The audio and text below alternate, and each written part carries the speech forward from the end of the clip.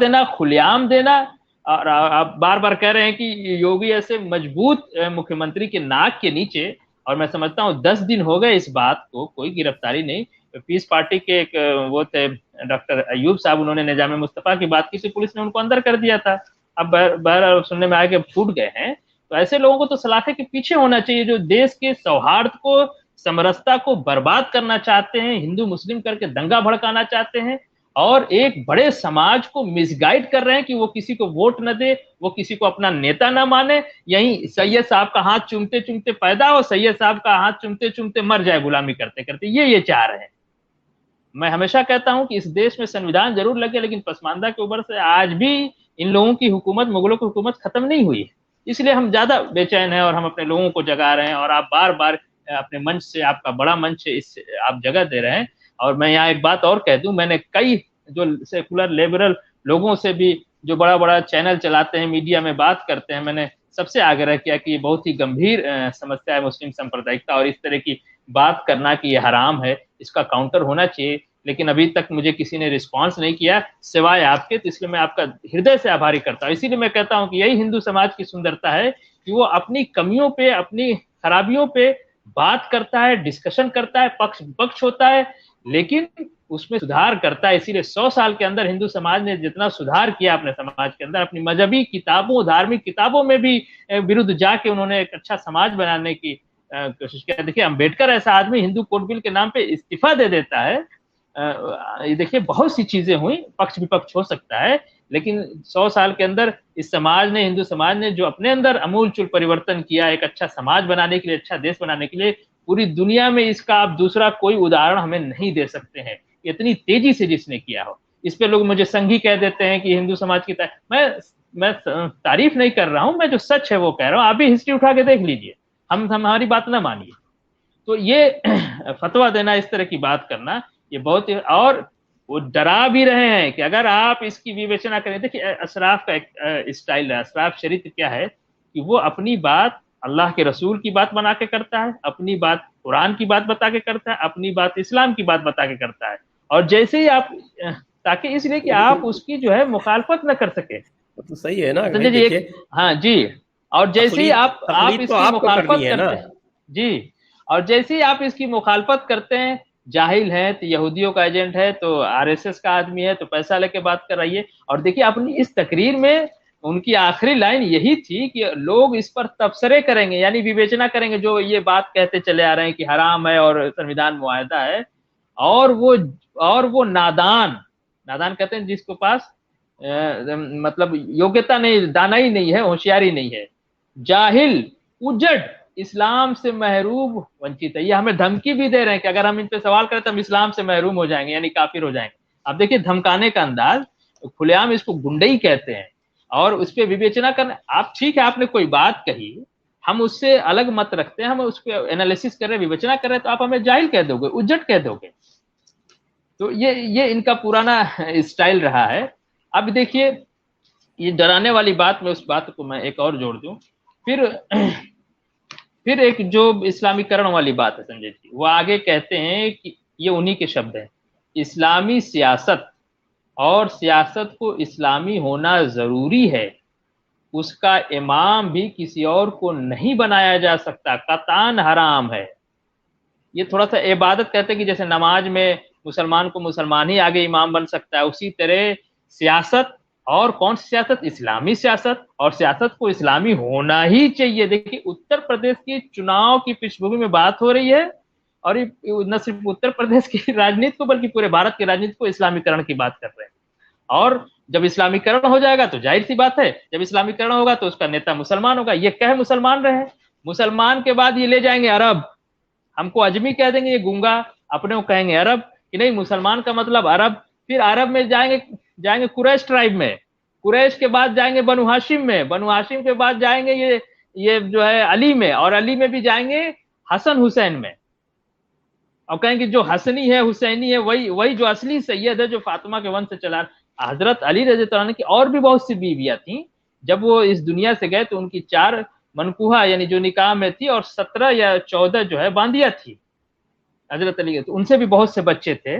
तो वो सब सैयद नहीं, ये तो धीरे धीरे कैटेगराइज करके, अब सैयद है ही है, उन्होंने अपने यूट्यूब चैनल में लिख सका है कि मैं सैयद हूँ, मेरा लीनियज जो है हुसैन बिन अली से होते हुए रसूलुल्लाह तक जाता है। यूट्यूब चैनल में इंट्रोडक्शन में ये लिखने की, ये नस्ल क्यों लिखते हैं? आप कहते हो इस्लाम में नस्ल नहीं है, इस्लाम में जातियां नहीं, तो हर जगह अपनी जातीय नस्ल का बखान आप क्यों करते हैं? किस चीज का भौकाल हमारे ऊपर बना रहे हो भाई, किस चीज का औरा बना रहे हो? ये कहते जरूर है कि नस्लवाद नहीं, लेकिन पूरे नस्लवादी हैं ये। और एक बात मैं कह दूं कि अलोकतांत्रिक तरीका, आप मुस्लिम पर्सनल लॉ बोर्ड में देखिए, सदर जब तक मर नहीं जाता दूसरा सदर नहीं आता। वो आएगा तो उसी के खानदान का आएगा, नहीं तो रिश्तेदार का आएगा। और इनके मदरसे हैं, दारुल नदवतुल उलमा में देखिए कि मोतमी मर जाएगा, जब तक अली मियां नदवी जिंदा थे वही थे, बूढ़े हो गए थे, चला नहीं जा रहा था लेकिन वही थे। अब बने, उनका कोई लड़का नहीं था तो उनके भांजे को बना दिया गया नासिब। तो लोकतंत्र इस देश के अंदर भी खुलेआम इनका इस्लामिक साम्राज्य और आप शरिया कह लीजिए चला रहे हैं, पसमानदा के ऊपर चला रहे हैं।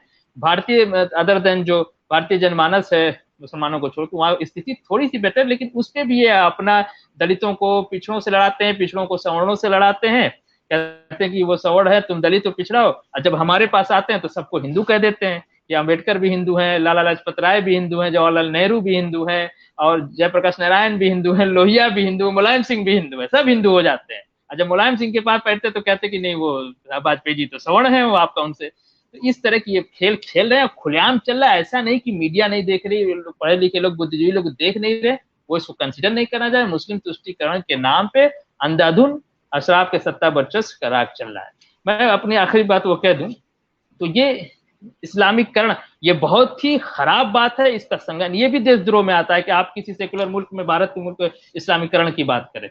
और ये इस्लामीकरण, मुसलमान को मुसलमान का नेता के अलावा किसी और को चुनना हराम, संविधान जो है मुआहदा है, और सैयद अहमद जो है वो भारत के आजादी के ध्वजवाहक हैं। ये सब बात आप नहीं मानते हैं तो उसके नीचे सारांश के तौर पे वो क्या कहते हैं, वो बहुत ही इंपॉर्टेंट बात है। मैं उसको उन्हीं के शब्दों में पढ़ता हूं।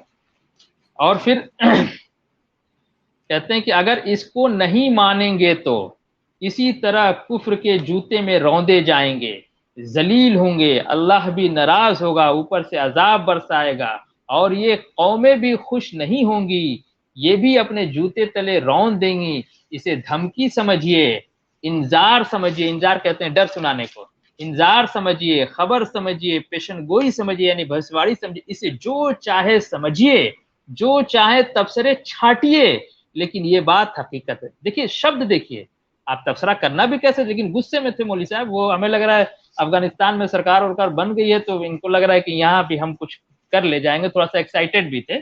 तो यहाँ देखिए, मैं अब अक्सर उनकी जो बात है उसको थोड़ा आप समझ रहे हैं, मैं दर्शकों के लिए कह रहा हूँ कि देखिए, नहीं मानेंगे तो कुफ्र के जूते से रौंदे जाएंगे। ये हमें कह रहे हैं, पसमानदा को समझा रहे हैं, मुसलमानों को समझा रहे हैं कि कुफ्र कौन है इस देश के अंदर। जब मुसलमानों की बात करें, सिख है, पारसी हैं, हिंदू हैं, ये कुफ्र हो गए। उनके जूते से हम रौंद जाएंगे अगर मौलवी साहब की बात नहीं मानेंगे, सैयद साहब की बात हम नहीं मानेंगे। देखिए खुलेआम धमकी योगी जी के नाक के नीचे। आगे देखिए अभी क्या कह रहे हैं, जलील होंगे मतलब अपमानित होंगे, अल्लाह भी नाराज होगा। ये थोड़ा सा आध्यात्मिक बातों के ऊपर से आगे बढ़तेगा, जो भी इनका स्टाइल है डराने वाला, एक वो है। और ये कौमें भी खुश नहीं होंगी। कौन कौमें? ये कौमें, एक कौम इनके हो गई, टू नेशन थ्योरी, एक इनकी कौम हो गई, एक उनकी कौम, वो भी खुश नहीं होंगी, वो भी अपने जूते तले रौंद देंगी। यानी अगर हम किसी इनको छोड़ के किसी दलित को, किसी पिछड़े को, किसी हिंदी को, किसी सिख को, किसी ईसाई को अपना नेता मान के उसको वोट करते हैं, उसकी सरकार बन जाती है, तो वो हमें अपने जूते से रौंद देगा। अब इसको धमकी समझिए, कह भी रहे हैं कि इसको धमकी समझिए, इंतजार समझिए, चाहे डर सुनाने हो चाहे खबर समझिए, बस जो समझना है समझिए, जो तबसरा छाटिए छाटिए। तो ये तबसरा छाटने को भी इन्होंने जो है, तो ये काफी आपत्तिजनक बातें हैं। संजय जी, मैं 2 मिनट में अपनी बात खत्म कर लूं। तो इस तरह की बात का हम लोगों ने आंदोलन की तरफ से भी, जितने पसमानदा संगठन हैं उनकी तरफ से भी इसका विरोध किया गया है। लेकिन एक बहुत हैरानी की बात है, इस देश में मुस्लिम सांप्रदायिकता पे छाती पीटने वाले लोग, तथा कथित लुटियन मीडिया आप कह सकते हैं उसको, सेकुलर लिबरल लोगों को, सलमान नदवी जो कटौली के अंदर, जो लखनऊ से बिल्कुल लगा हुआ है योगी जी के नाक, मलियाबाद, आप जानते हैं जोश मलियाबादी, एक जमाने में कहा जाता है कि जोश मलियाबादी नेहरू के नाक के बाल हैं। तो ये सब नाक के बाल के लोगों की हालत आप देख लीजिए। तो वो कर रहे हैं, तो और इसको संज्ञान कोई ले नहीं रहा। 10 दिन हो गए और कहीं से कोई सुबार जैसे लग रहा है कि कुछ हुआ ही नहीं है। कोई गिरफ्तारी तो बहुत बड़ी चीज, कोई इस पे चर्चा नहीं कर चाह रहा है। मैं आपके साहस के को प्रणाम करूंगा कि आपके साहस को मैं प्रणाम करूंगा कि आपने ये साहसिक कदम उठाते हुए अपने इतने बड़े मंच पे इस बात को चर्चा कर रहे हैं, और मुझको मौका दिया उसी समाज से कि ताकि उनका काउंटर हो सके। और देश की संविधान पे ये असल हमला है। ये जो अभी सारे दलित पिछड़ों के लेके चल रहे थे कि नहीं, जो आरएसएस और भाजपा संविधान बदल रहे हैं, संविधान बचाओ, मस्जिद पे भी जुम्मे के खुतबे पे भी होने लगा था कि संविधान बचाओ, मुआहदे को बचाने की बात होने लगी थी। अब ये संविधान बचाने वाले कहाँ हैं? इतना बड़ा एक आदमी इतनी इंपॉर्टेंट जगह बैठ के इलेक्शन से पहले इस तरह की गैर संवैधानिक बात कर रहा है, संविधान पे कीचड़ उछाल रहा है, संविधान की मर्यादा पे हनन करना है। समझ लीजिए कि हमारे राष्ट्र के ऊपर सवाल उठाना है, हमारे राष्ट्र का जो स्ट्रक्चर है संविधान पे, और ये बहुत ही गंभीर बात है। मैं आपका पुनः आभार करूंगा कि आपने इस बात को उठाया और इसको किया। हम पुरजोर इसका विरोध करते हैं। संजय जी, आप बोले। आप बिल्कुल बात सही कही।